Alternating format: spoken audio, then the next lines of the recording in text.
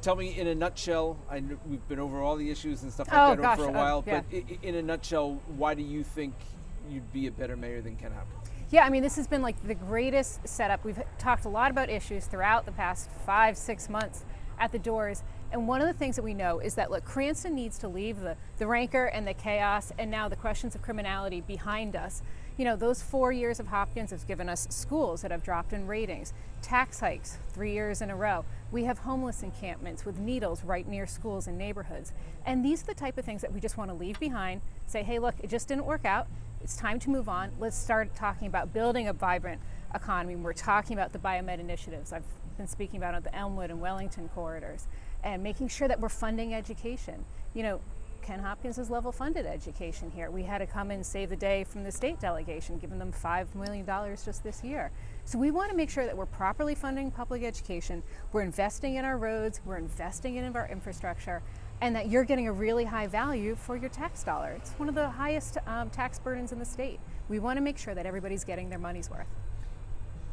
We've talked the car. The car, right? Yes, no one had that on the bingo card. Right, so the car, you know, you've talked about his son-in-law being on the fire department, his daily calendar, the mailers. So that stuff goes public. Yes. And do you think you've been, and this is what he'll say, painted with the brush, that you just bring up negative things and you don't have something to stand on of your own? You know, if you followed our race in 2020, if you listen again, it's kind of the same thing, right? When my opponent feels that, you know, when we bring up their record, it is highly negative. That's one of the reasons I'm running against him. If I thought everything was going great, I wouldn't be running. But here we are, 4 years later, we're holding him accountable for things that he has not been held accountable for. Look, you know, we have a mayor who has now had to admit that he has a car that he took without paying for it from somebody who was in tax sale here in the city of Cranston. How is Ken ever going to show up at a high school graduation again and be thought of as a role model? A kid be like, he stole a car. How is a business owner going to come into Cranston and be like, oh, I don't want to go in there? You see how the mayor works? They don't want to come in when there's all this rancor and the city is suing the city council. That's not going to set up the next 4 years. We've been talking about our plans over and over about a great biomed and health sector, about fixing our roads and our infrastructure, tackling flooding issues, working on safe street kind of techniques to decrease speeding and make sure our streets are much safer for pedestrians. So that's what we've been talking about, the doors. That's what's been resonating with people. But yeah, they've also seen what we've been concerned about for the past few years and why I decided to run. I mean, he'll say, right, and has said that all that stuff is nonsense, right? The Ethics Commission dismissed the case on the nepotism, and then he had nothing to do with his son getting hired or promoted. Sure, and but that this car thing will wash out and it was a misunderstanding. That's a big misunderstanding, right? I think, one, when we're talking about having your family members being hired while you're mayor, the optics alone are awful. And when I hear about it from people at doors, they're like, you know, I couldn't get that job. How come? Well, I guess his family member is getting it. Ethics Commission aside, the optics are really awful. And he's 70 years old. Like, I shouldn't tell him that he shouldn't do that. Some things are legal and some things are morally wrong. That's what I think about that.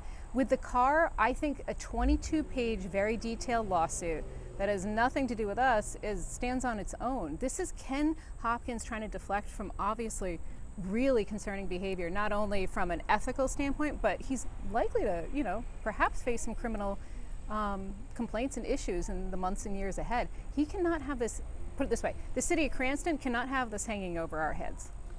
It's time to leave that in the past and just move on. And I know we've been over some of this before too. Yep. But, right, Ken was allies with your husband, right? We were all friends back in the day. Yes. All friends. So in your mind, he's explained what went wrong, but in your mind, why did you decide that you needed to run against him? Where did it turn? It turned when we saw the performance, when we knew that Ken wasn't showing up to work. He was a part-time mayor taking a full-time salary. When we started hearing of certain insider deals, we've spelled them out throughout the campaign. When we're taking a look at not being able to control the budget. Budget's the single most important thing that the mayor is responsible for. And for 3 straight years, despite a $42 million golden parachute, what do we got? We have 3 straight years of tax raises. That's not right. It's unfortunate that he's unable to control the budget. And you know, when I'm talking to widows at the door, they're like, I can't afford to live here anymore. I've been here 60 years. I can't afford to stay in this house. They can't handle one more year of tax increases. And that's what's concerning. You have people who have lived here for decades, and they feel like they won't be able to spend their last years here in Cranston because they can't afford it. He'll argue he was left with a deficit. Well, and isn't that interesting? Because when the mayor bragged his first year, look, there's a $3 million surplus left over from, that would have been Alan's last budget. The independent auditor confirmed there was a $3 million surplus. So it's kind of like, was Ken lying then? Was the independent auditor lying then? Or is Ken lying now? And I think that's just an easily disproven fact. How much of this race, he's sitting right next to us, do you think is about your husband, right? I think you were upset that Hopkins did not carry on the job you thought Alan did as Yes. mayor, right? You share a last name. I mean, how much of this is still about... We share a last name, right, exactly. How much of this is still about, the Alan Fung's legacy as mayor? Oh, I think Alan Fung's legacy will stand on its own 2 feet. He's the greatest of all time, and people still know that. His approval rating is still over 80% in the city 4 years after leaving it. What I would say is we want to return to those times of Fung. We remember how well everybody got along. They accomplished big things.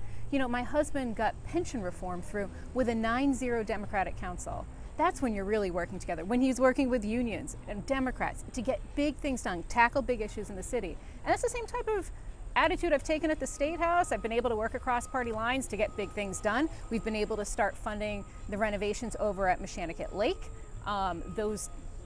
That has been a sore spot in the city for years, and we've really been able to start tackling that big issue. That was by working across the aisle. I'm in a tiny minority, and for us to deliver over $110,000 in grants, for us to bring back all this increased funding for public education, and then to, again, start on these new big projects, that's the type of leadership people want to see. So that's what we're going to see in the next 4 years. Would you do anything different than your husband? That should have been a question I was prepared for. I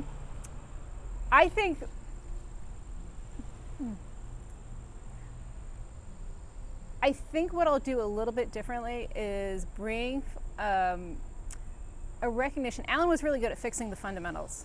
So sometimes that meant fixing things that nobody saw. That's really important. You're building the pillars up. But I want to make sure that when we're looking at villages and revitalization, that we're also taking a look at what it looks like aesthetically. Sometimes we just never got to that part when Alan was mayor. And that's great. That's all good. We want to kind of keep building on that and bring in those concerts, bring in those festivals. He kind of got us to a really strong spot, and then I just want to keep adding to it. Well, Mayor Hopkins will say, look, I redid Eatree Park. Topgolf is here. We're redoing, around Eatree Park in the Knightsville section, and look what I'm doing. So what's the counter to that? Counter that, he was against Topgolf before it came in. My husband actually landed Topgolf. Again, working with other members of the council. If you go back into those meetings, Ken Hopkins was actually against Topgolf coming into his neighborhood.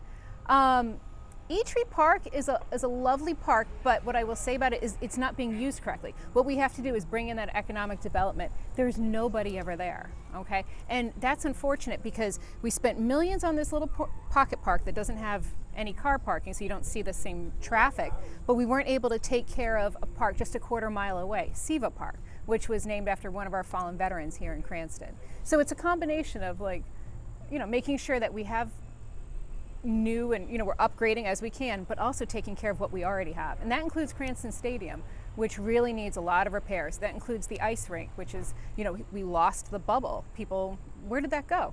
The ice bubble fell about 3 years ago. You never put it back up.